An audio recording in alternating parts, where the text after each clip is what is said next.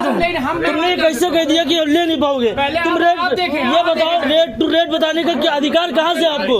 Rate to rate हम इनसे cream लेना है, इनसे हमें क्रीम लेना है चाचा, इनसे हमें क्रीम लेना है। अरे धीरे तो ये 92 रुपए उस पर प्रिंट है, 90 रुपए प्रिंट है। 92 मांगे 92 है। कितने रुपए मांगे? एक मिनट अभी रुक जाओ, बात होने दो। तो हमने कहा यार कम कर लो, हमारे रूम में 20 रुपए को 15 दे देता है। तो ये क्या बोले कि रेट टू रेट हम लगाएंगे तो आप ले नहीं पाओगे, ऐसा रेट टू रेट लगाएंगे तो हम ले नहीं पाएंगे। ये दुकानदार का रवैया होता है, ये बिहेवियर। एक मिनट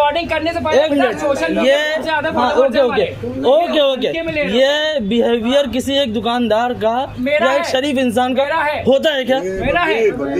होता है क्या? हम गलत मान लो अगर कह रहे थे, हम गलत 15 ओहो अंग्रेजी छाड़, ऐसा नहीं कि डोंट टॉक नॉनसेंस ओके। हम भी बात कर सकते हैं। I can talk English okay. You can't able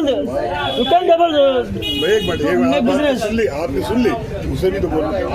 हम 5 रुपए बोले, तुम्हें अधिकार है कि कहना नहीं। ये क्यों कह रहे हो कि आप ले नहीं पाओगे?